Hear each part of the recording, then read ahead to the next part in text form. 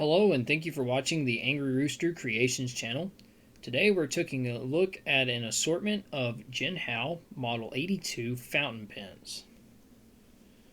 Now, there are several pens that I own that are sort of ubiquitous, that there are lots of videos out there, and that I, generally speaking, probably won't ever actually do a review on.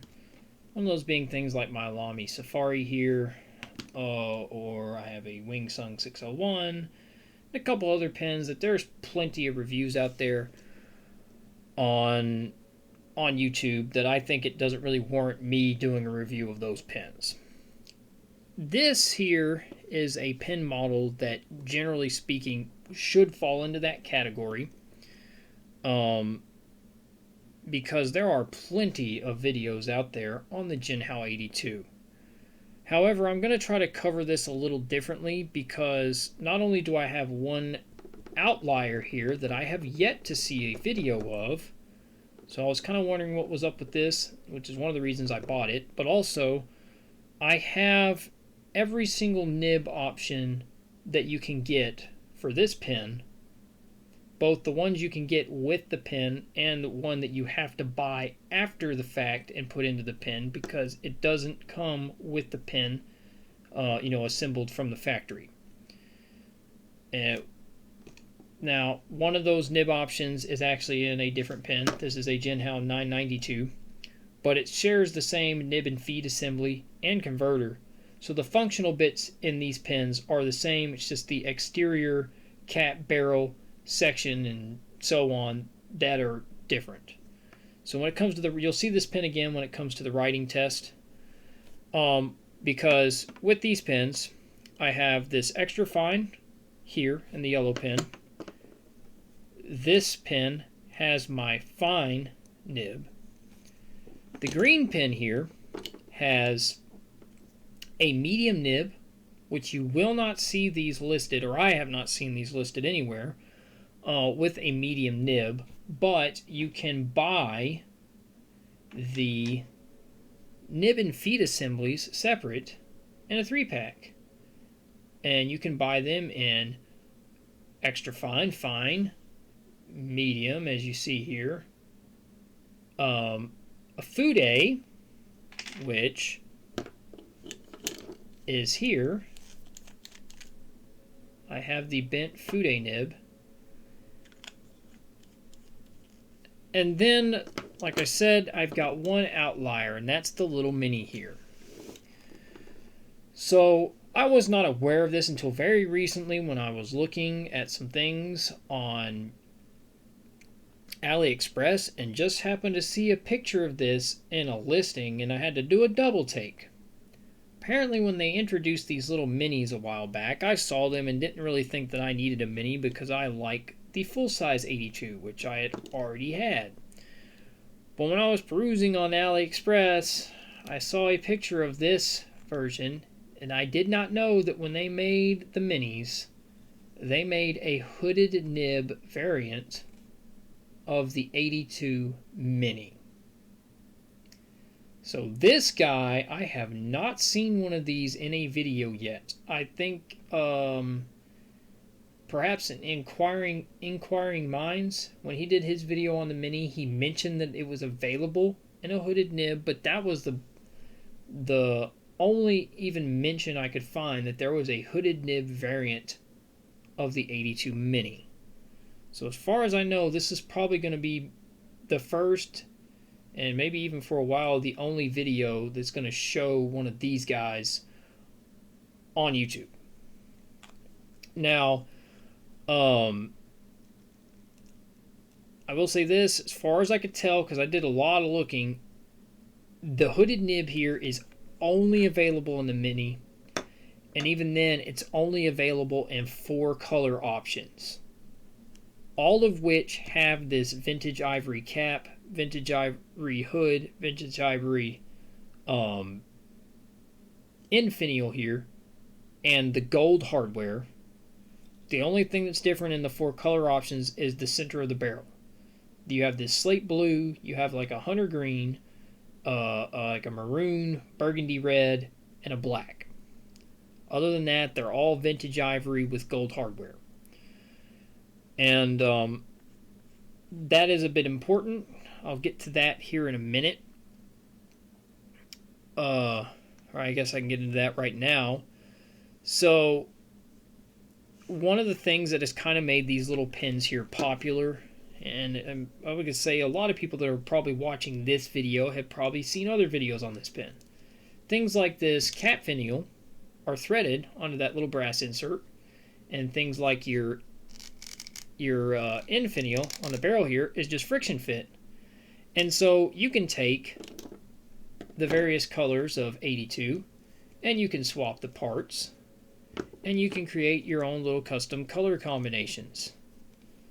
You can swap the end finials, you can swap the trim, you can swap the sections around, and so you can get all kinds of little fancy color combos to suit your taste based on the pins that you have.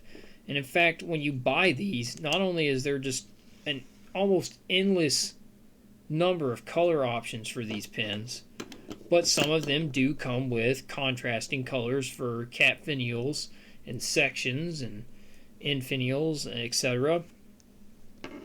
So that unfortunately brings us down to the hooded nib version here, being as how you have a limited color option, but more importantly about that limited color option is that while the threads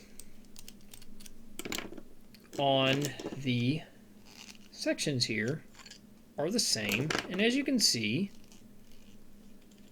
all of these pins come with piston type cartridge converters. The Mini, of course, coming with a miniature short converter. They're all the 3.4 millimeter Chinese standard, and they do take the 3.4 millimeter Chinese standard ink cartridges. So I can take this full-size barrel and I can put it on that mini pin right there, and I could have a hooded nib mini, a hooded nib full-size Jinhao 82. Have something like this. Now you might think, oh hey, it would be cool to have that contrasting hood assembly there. Obviously, if you were going to do this, you would want one that had the gold trim hidden under this green cap. Well, unfortunately, you can't do that. Now, why can't you do that?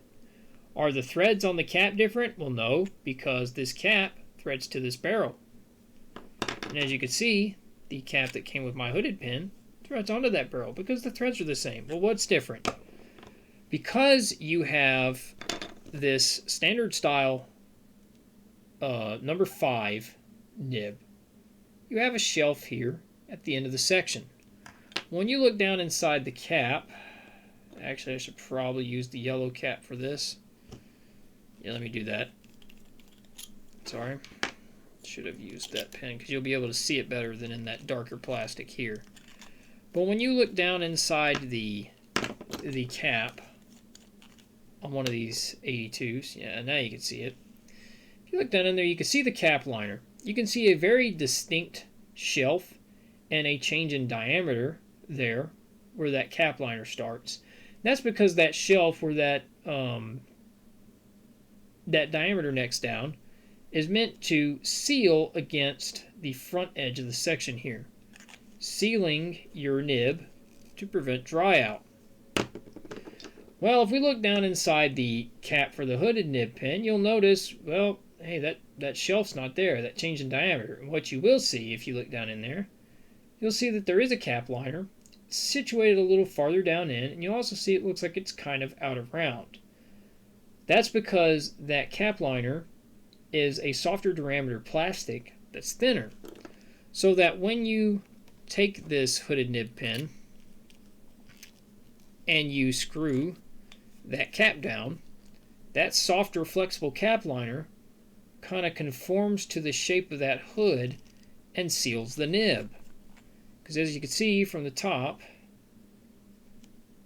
that profile is symmetrical, but if you look at the top of the, if you're actually looking at on this from a side view, the profile of the top of the hood and the bottom of the hood underneath the feed nib is not the same. It's an irregular profile, so that flexibility of that hood allows it to seal the nib. Well, the thing is, you can take this hooded style nib, or the cap for the hooded nib pin, and it will thread onto the standard pin, but it's not going to seal the it's not going to seal that nib and feed. So if you can put this cap on this pin, but this pin with the wrong cap will likely dry out.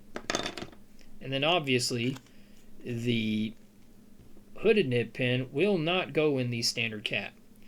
So the reason I bring all this up is if you want to do that kind of part swap customization from the section forward and including the cap, all of these parts have to stay with the pin when you go to swap parts with this hooded nib. And since you really only got one color option, this ivory white and that gold trim, it kind of, you know, it limits your options for customization if you're really into getting that hooded nib and you want to make it a full-size pin. So just know that going in. I didn't 100% know this, obviously, because I didn't have one. You know, this was kind of a, I haven't really seen anybody talk about those. Oh, hey, I've only seen a couple pictures of those. I wonder what that's like in person. So I bought it. Now, the other thing, too, is on these barrels here, you do have those infinials, and I mentioned that infinial is just pressure, is just, you know, kind of pressure fit snug on there. And the same thing is the case with the finial on the Mini. The difference is this is a tapered barrel. Starting somewhere around right there or right here on this, it tapers. And with the Mini pin, it's literally just sort of chopped off, not exactly. That tang end of this barrel underneath that finial cap is longer. Let me show you. But the diameters are not the same.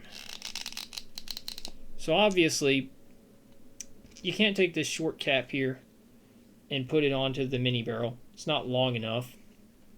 But also you'll notice that the trim ring there, that's a steps trim ring.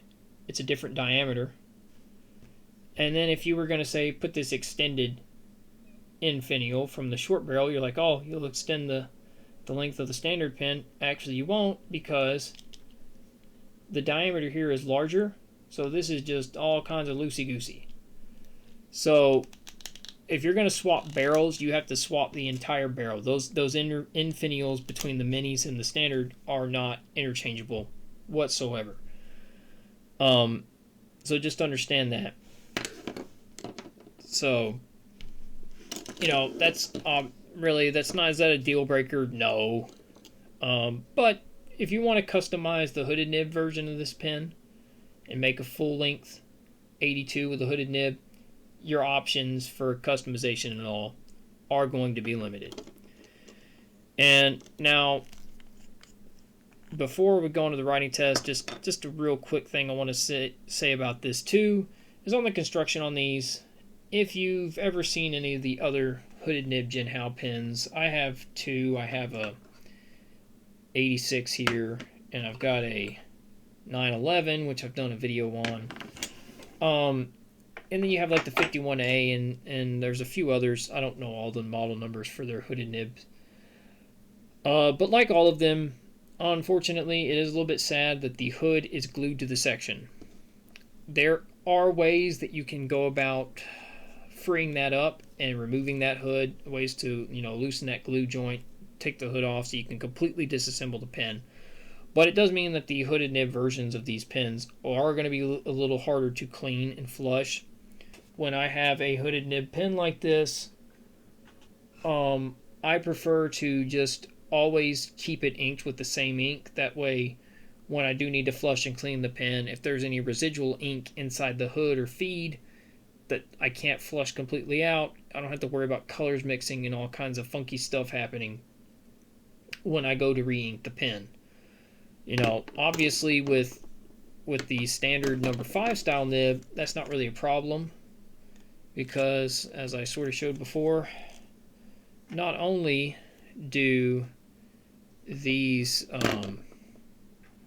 nib and feed assemblies screw in and out, but the nib and feed are just friction fit. They pull right out. These are very easy to clean. The feed and nib are both, you know, sort of keyed in. If this will show up, there is an actual, come on, show. Yeah, you can kind of see it there. You'll see that there's a sort of semi-moon, half-moon kind of shape at the top of that assembly there. It is actually keyed for both the feed and for the nib.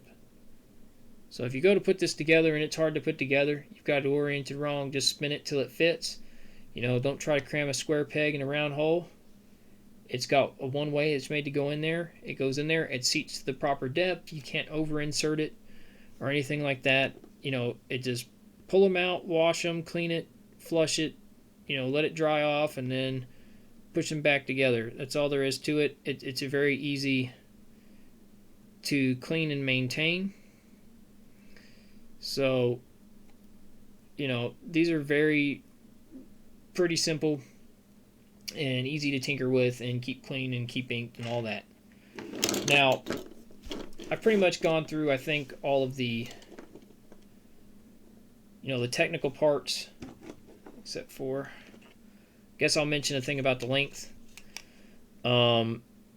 Capped, these pins are just a hair under 5 inches, the full size. They're 4 7/8. The mini pin here, capped, is about 4 1/4. Maybe just this, yeah, about 4 1/4.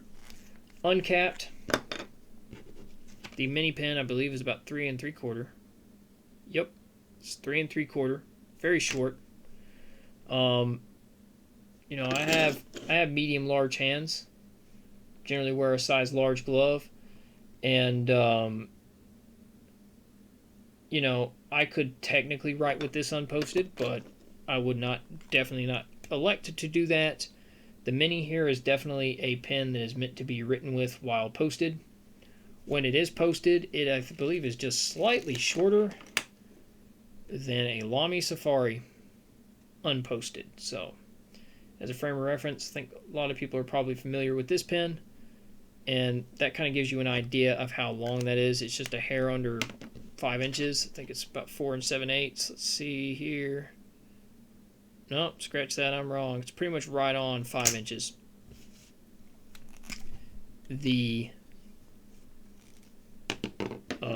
standard length here pen, when it's uncapped, is, I believe, right at 4 1/2,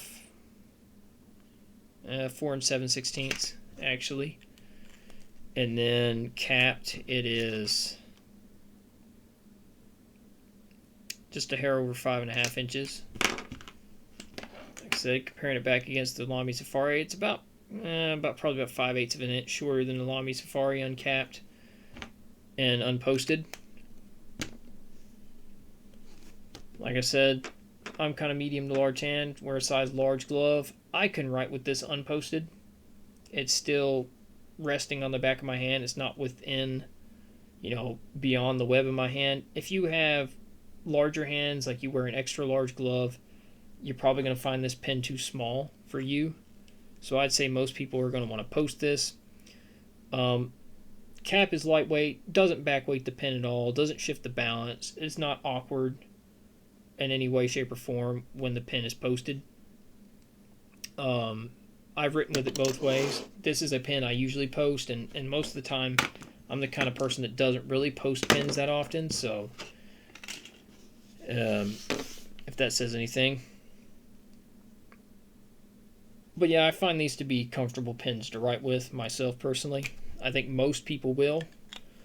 Even people with larger hands, I think once you've posted the pen, you're not going to have a problem writing with it. Maybe if you've got really big Gorilla mitts, there might be somebody out there that might even find the mini too short. You got to be a really big person with really big hands. But I think for the average person and even maybe the above average people out there, you're probably not going to have a problem writing with these pens when they're posted. And so now I'm going to move on and actually do a writing sample with these and kind of try to showcase all the different nib options. I'm going to start with this extra fine hooded nib. Now that I mentioned that, I believe I failed to mention on this nib, when you go to purchase these, this is an extra fine. If you see these listed, I've only seen them on AliExpress. I haven't seen them on the other places like Amazon and whatnot. When you go to select your nib option, you'll see a 0.38 millimeter, which is your extra fine, and 0.5 millimeter, which is your fine. Sometimes you'll see the Fude, like a 0.1 or 1.0 or something, bent nib or whatever we call it. And then you'll see 0.38 millimeter dark tip. If you see a Jinhao 82 mini listing and you see 0.38 millimeter and 0.38 millimeter dark tip, the dark tip is the hooded nib. And it is indeed an extra fine. So that's going to be the first one we're going to write with. We're going to move on to the extra fine with the standard style nib. I'm going to bring up this 992 that I showed earlier that has the fine nib in it, but it's the same nib feed and converter, so functionally writing, it'll write the same.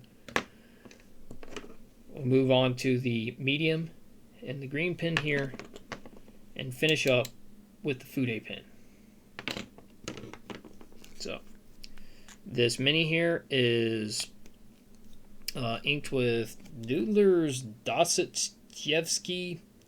It's one of the Russian inks, and it's got the it's a sort of turquoise or light blue color. And it's going to hard start for me because I left it uncapped way too long in this video. All right, there we go.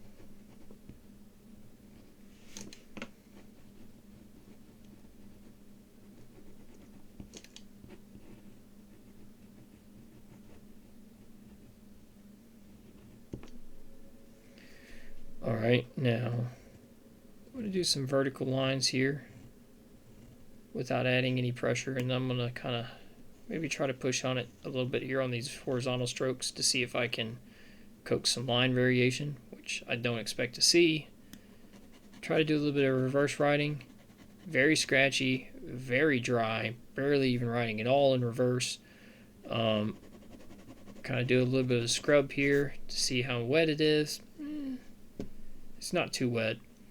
And then we're gonna try to do some fast scribble, see if we can get it to skip.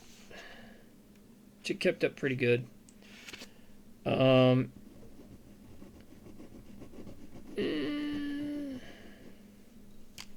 Butchered that. Little squiggle lines there. Okay, so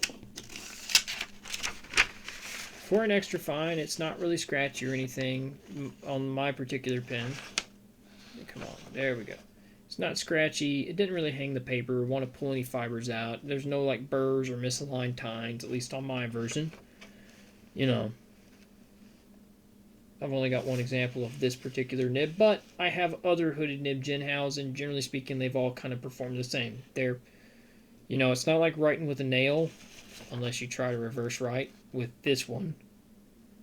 My 911 will reverse write. This one does not reverse write. Like I said, I did try to put a little bit of pressure on those horizontal strokes. It might have widened a little bit, but None of these have flex nibs, but definitely not with the hooded nibs. The flexing and coaxing line variation out is not something you're going to do. As you can see, it's not terribly wet. This paper here is a Koh-i-Noor 50-pound sketch paper. It's not a very absorbent paper, so sometimes it can take inks a little longer to dry on this paper. And compared to some other pens that I've done, this isn't really a wet writing pen. It's a little on the drier side. So ink flow isn't, it doesn't have the craziest amount of ink flow. Didn't really want to skip. A couple of times it got light. I could have sort of been lifting, but it never truly ran out or, had a flow issue with even those really fast scribbles. And you can see the little squiggles there that I sort of screwed up. But, it's pretty even line weight all the way through that squiggle. As the pressure changes, it doesn't alter the weight of that pen stroke. And I'm going to bring up that Lamy Safari again, just to write on here as a reference. This Lamy Safari has an extra fine Lamy nib. And the line weight of that extra fine hooded Jinhao nib is very, very, very comparable to that extra fine Lamy Safari. So, definitely not a Japanese fine here. We're in European fine / extra fine territory with that extra fine hooded nib.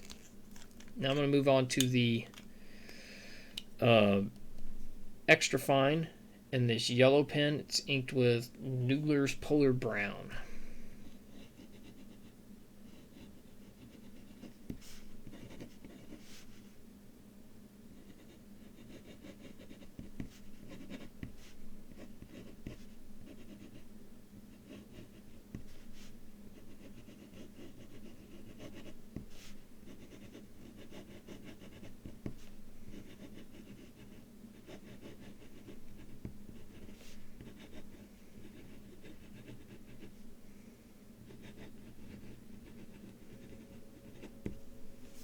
Alright, once again, vertical strokes with not very much pressure. Gonna put a little bit of pressure on it, see what we can coax out on the horizontal strokes there. Try reverse right, very dry, barely even writing. Do a scrub to test wetness, about on par with the hooded extra fine. See if we can outrun the feed. I think I lifted a little bit there, but it kept up pretty good. And a little bit of squiggle lines, see if we get any line variation. This doesn't really look like we did. Like I said, once again, these aren't really flex nibs or anything. As you can see, line weight's about the same. The only difference is when I put pressure on that nib, I was able to coax out what you can tell as being definitely a little bit of a wider line. Once again, like I said, let me reiterate, it's not a flex nib. If you really try to flex this thing in earnest, you're going to spring the tines. You can see the smear there, and you can see that kind of quick writing. It did sort of skip towards the end, but I think that was more me lifting the pen and that really fast scribble. It kept up pretty good.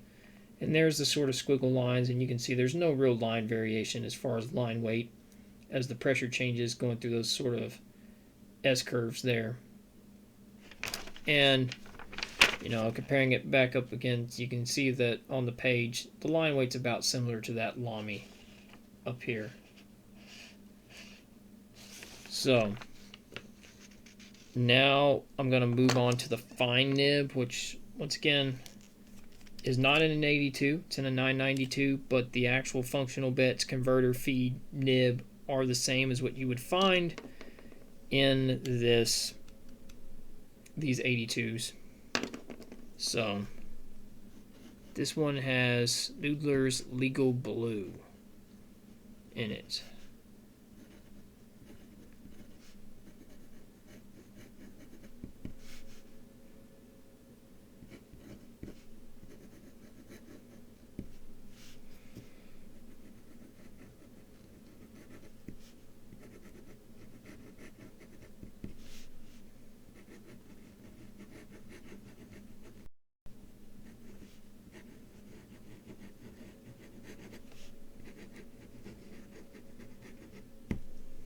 Alright. Standard, no extra pressure on the vertical strokes. Putting some pressure on for the horizontal strokes. We're going to reverse write. A little bit scratchy, but definitely do get that reverse writing line that is thinner than the standard stroke. Do a scrub and a smear, considerably wetter than the extra fine. Doesn't have a problem keeping up with the fast scribbles. And then we're going to do the little S curves. Doesn't look like I'm getting any line weight variation here. Well, maybe a little bit. Maybe looks like those strokes there, down and around stroke, might be a little fatter. But once again, it's not a flex nib. So, said you can see that kind of line weight difference there. It's not all that much broader. Now, I mean, you can tell, and I can tell you by feel, while the extra fine nibs were smooth, there is definitely a much smoother feel, or quite a bit smoother, I should say, to the fine, and it's definitely a wetter flowing nib. Not only can you see that in the smear, but you can actually reverse write with the fine versus the extra fines. The extra fines are quite dry. Not dry enough that you would have issues with the regular writing, but, you know, drier for sure. Not even any hints of skipping in the fast scribbles. Like I said, in those little S squiggles, it looks like coming down and going this way, it might be a little fatter. Maybe I was getting a little bit more pressure. Once again, it's not a flex nib. Don't try to forcibly flex it, but maybe just a hint of a spring to that nib. So you can coax some variation out of it. Now we're going to move on to the green pen here with the medium nib. This has Noodler's Heart of Darkness in it.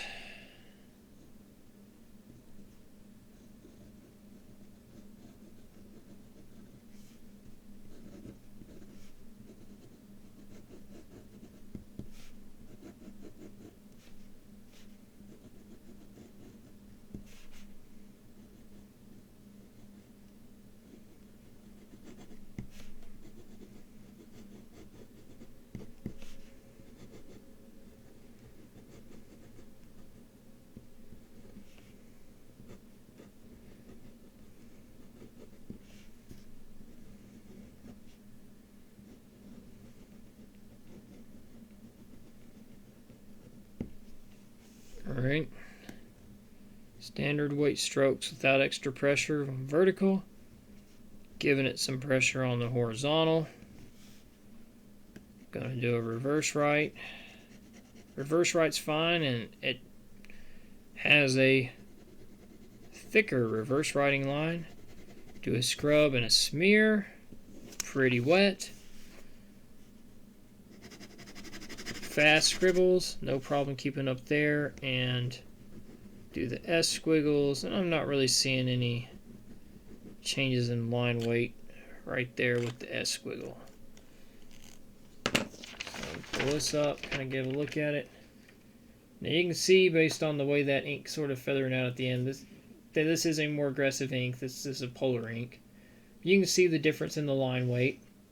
Now I will say this, between this medium and the fine and the extra fine here on these standard number 5 nibs, when you apply pressure to the nib, you can fatten the line up a little bit, but you can see those fatter lines are pretty much the same weight on all 3 nib options.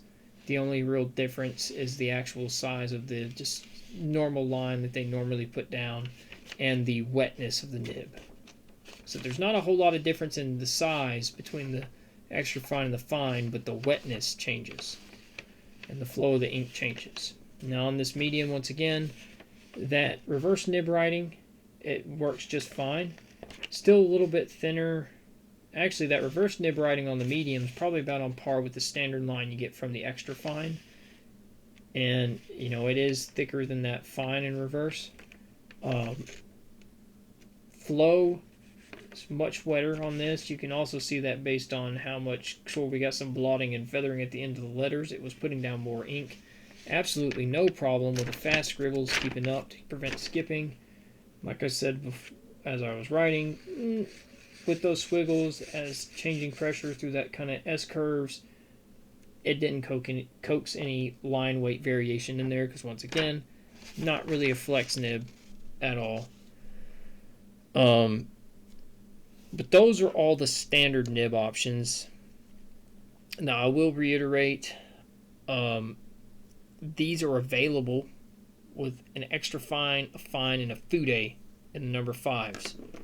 This medium, once again, like I've said before, was a spare nib and feed unit that I bought in a 3-pack to swap into this pen. So if you want the medium, if you saw that, you're like, hey, I kind of want one of those medium nibs, you will have to buy the medium nib separate, because I have not seen these listed for sale with the medium nib already installed in the pen. And our last nib is the bent or fude nib. Now I'm going to just go over this real quick. I did alter this nib a little bit. I did bend it slightly to lessen the angle here, because when I got this one, at a minimum it was a 45-degree angle, maybe even a little more inclined than a 45-degree angle. So to get the thinnest possible line, I was actually having to sort of invert the, instead of just going vertical, I was actually having to invert the pen. So for my own personal use, I did tweak this nib a bit by bending it down, but I test wrote with it before and after, and it still has pretty much all the same performance, flow, and all. After me bending it, I didn't spring the tines, I didn't have to do any spreading or tuning, I didn't hit it with micro mesh or anything like that. They were pretty much bent. Both tines were bent at the same time. All it really did was alter the angle. The performance of this nib is still the same. It's just the actual ergonomics of using it were changed by the modification that I did. So, just putting that out there for full disclosure, but I'm going to try to do a writing sample. It's a little bit hard. This style of nib is more for art, not for writing, but here we go. Going vertical here.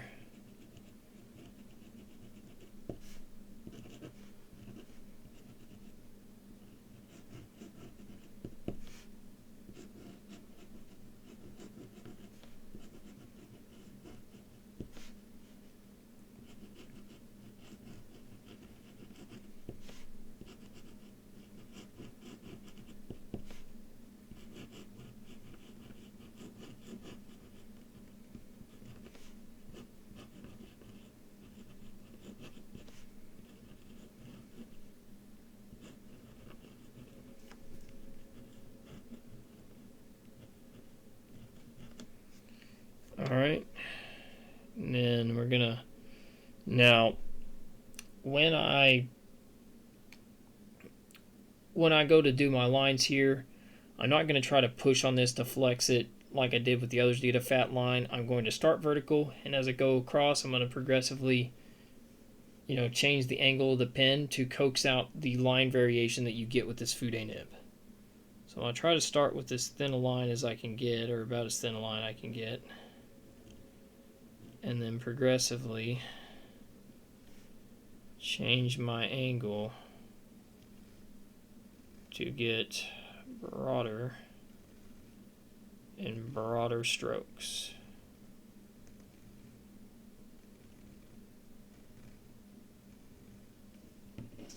So pretty much, as you can see here, you can see going from almost vertical position to getting pretty flat with that nib, that you got a lot of line variation here.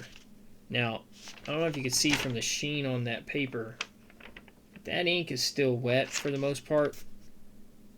The fude nib, when you got it flat on the paper, it puts down a lot of ink. Instead of actually squeeging back and forth, you can just sort of overlap, and you can fill a large area with ink very quickly, and I mean, it's wet. But that's what you should expect from a fude. A fude is supposed to be able to let you fill areas like that real quick and get some of the maybe sort of artistic ability that you would have with using a ink brush, but in a nib form. So it's really meant for you to be able to, sort of mimic or copy some brush techniques, but without actually having to have a brush that you dip into ink somewhere. And and have it in, you know, a very fountain pen, more friendly, easily maintained, yada yada type of format. Now this nib does still reverse write. Flows pretty decent. Now this one is a little bit scratchy in reverse, but it flows pretty good. As far as the flows and standard writing, you can get this to skip trying to go vertical, but I will say this. Part of that is due to the fact that with this Fude nib, if you angle the pen this way or that way when you're writing, it can very much disrupt the flow of the pen. You've got to try to deliberately not only pay attention to the angle you've got this way, but the actual roll in the body of the pen to get consistent writing. So trying to scribble real fast like that and causing this thing to skip is more an issue of the Fude nib, because also when you're trying to do that, you'll actually start to make the tines on the nib sort of walk on the page. That's not what this style of nib, that's not how it was designed to be used. There is specific techniques that go into using the Fude, and it's kind of a trial and error thing. You just got to kind of use it and get used to it. There's a learning curve to the Fude nib. But there it is. It works pretty good. Like I said, when I got it new, angle was a bit steep for my liking, so I altered it. But I drew stuff with it and done art with it before I altered it. It's perfectly capable of doing that. And as far as trying to get an entry into trying out a Fude nib, this is one of the cheapest ways to get into that. There are other cheaper Chinese pens that have Fude options, but I think this is probably one of the most economical ways to get into it. Which, you know, now that I've kind of mentioned everything and shown the writing examples, I'm going to go ahead and get into sort of the pricing and availability of these. Like I said, with the hooded nib version, I have only seen this on AliExpress. And it's only those versions where when you're looking pretty much this color scheme and you're looking down there at the nib options and you have that 0.38mm dark tip. Only seen it on AliExpress. I've seen the minis for sale on Amazon. I have not seen a listing with the hooded nib mini. These others are available on AliExpress and eBay and other places that do resales, and Amazon. On AliExpress, they'll be anywhere from like $3.50 to like maybe $4.80, usually being around $4.12 or $4.15, not round numbers, kind of funky numbers. And that's if you buy the pens individually. That's how I bought these two. I also bought this guy individually from AliExpress.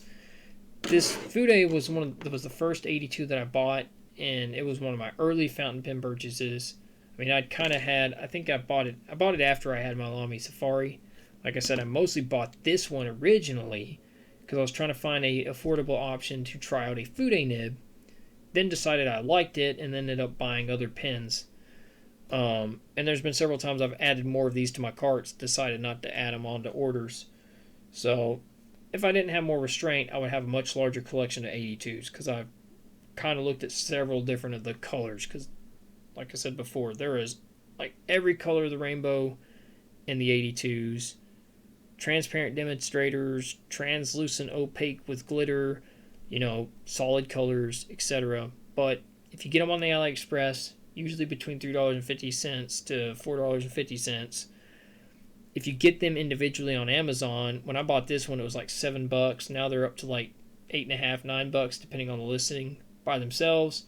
You can find them as a twin pack. The twin pack will come with two pens of the same color, with the same color hardware, just one with a fine nib, one with an extra fine, and they're generally going to run you $13 to $14 if you buy them as a twin pack on Amazon. And then you can find them in like triple packs on AliExpress for like $11, so a little less than $4 a pen. And trying to think if there's anything else I've missed here. I think that pretty much sums it up. That pretty much sums up what the prices you can expect to see. Obviously, all of that's subject to change because there's a lot of things going on with global trade right now, so those prices are very much subject to change. But as of the time of me making this video, that's generally speaking the prices that these pens kind of go for. And as far as my sort of final thoughts, the reason you see that I have 4 versions of this pen, That one also, obviously being the outlier, it was kind of a curiosity killed the cat moment. I wanted to play around with that hooded nib because I like hooded nib pins. But the main reason I have multiples of these, unlike some of the other pins that I have multiples of, like these guys here, which I had issues with. There's another video I have out there. Most of these had various degrees of issues, but these are Jinhao 777s slash 619 slash 599s, and then even the 992s, which I have multiples of. I bought them, both these pins here and these 992s in multi-packs. I bought all of the 82s individually, and the reason that I bought multiple versions of this 82 pin is because I actually like these.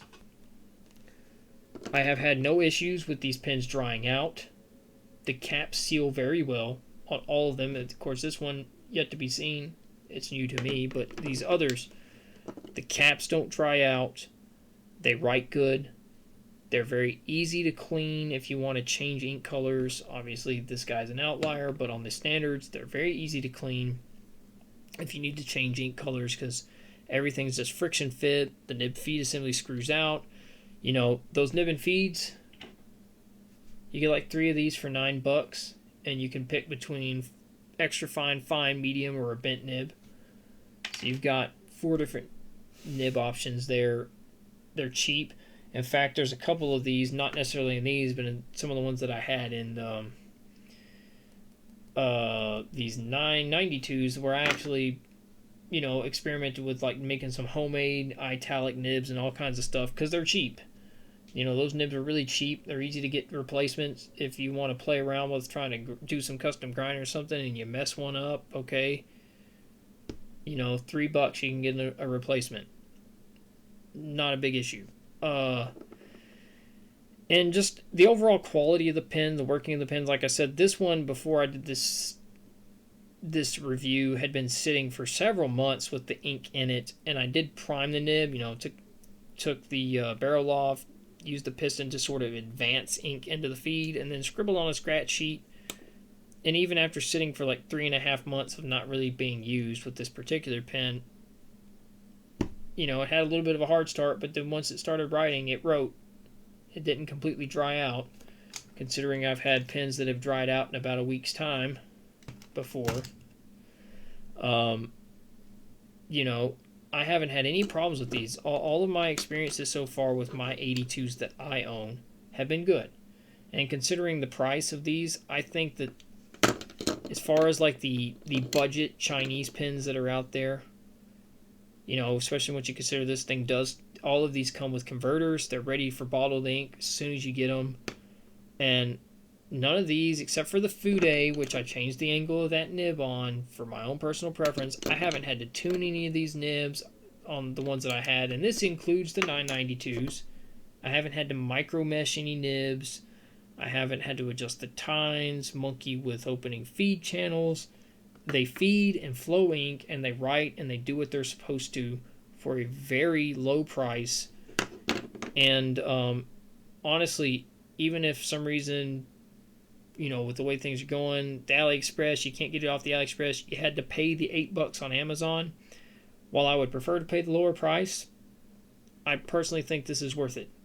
Considering that, say you go buy something like a Platinum Preppy,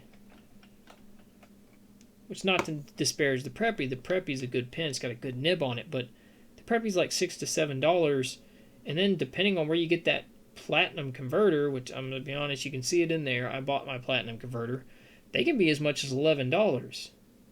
If you get the Preppy plus the converter, depending on where you buy it, whether or not things are on sale, you might spend $18 on that. You know, you got a plastic clip, and the Preppies are known to be fracture prone with this, you know, harder translucent plastic. This guy, you got a much better clip. You got a threaded on cap. I mean, the Preppies they got that slip and seal thing. They seal really good, keep ink wet for a long time, don't dry out. But, you know, between the two, honestly, yeah, I'm kind of going to say that this is the better bang for the buck, if I'm being honest. And like I said, with the experience I've had with mine, having owned this one for like 2.5 years, owned these for a little over a year, I guess. Um, yeah, these are great pens, and I recommend them. If you're looking at something that's low cost, instead of saying, "Hey, I want that cheap $2 Lamy Safari," it looks like a Lamy Safari. Yeah, but it's poorly executed. The cap doesn't seal. It's got some issues. I would skip out on something like this and go for one of these. Because these do work. They work well. They write good. The nibs are pretty smooth. They have good flow. Like I said, very easy to clean and maintain, disassemble. Everything's either threaded in or friction fit. Really good pens. And then, if you want something fun that's a little bit different, because I know that these are sort of a clone of a Sailor Pro Gear Slim, and you're like, you don't want that clone, sort of. Here's your wild card, the hooded nib one. The hooded nib mini. But you can swap the barrel on and have this be a full-length pen and play around with that. It's just, a little harder to clean because that hood is glued on there. But, with having all that been said, this has been quite a long video. I kind of sort of nerded out on these, tried to go with as much detail as I could with as much of my experience, and also showing as much of the various options you can get with these pens besides all the smorgasbord of colors that's available out there. So if you did watch this long and completely watched the entirety of this video, it is very long. Like, I really appreciate that. Thank you very much. If you watch this far, hey, hit the like button, please, if you can. That would help me out. I mean, just somebody watching this video to the end, as long as it is, because I already know I have reshot this video 4 times. And every time has been extraordinarily long. Some of that was for camera issues, and the last video was longer than this one. I can tell by looking at the clock here. But if you watch this long, yeah, I thank you. If you don't mind hitting that thumbs up, it would really help me out. If you have anything to add or you have any questions you want to ask about this pen model, throw it down there in the comments. I try to read the comments. Obviously, I don't have very many subscribers, so I'm not getting a whole lot of comments. So if you post it, if you drop something down there, I'm going to see it, and I will respond to you. But it could be, tell me what you liked about the video. If you're like, hey, man, it's bad for this, and the reason, you got some negative feedback, throw it down there too. I can learn from that also. It's appreciated. Everybody needs criticism. It's how we grow. And if you watch this video and any of my other videos, you kind of like my content, you think I do a good job, or you think maybe I'm going somewhere with it or whatever, I would appreciate a subscription. That would also help me out. But that's all I got for this one. This video went crazy long. I know that. So thanks for watching. I hope to catch you in the next one. Bye.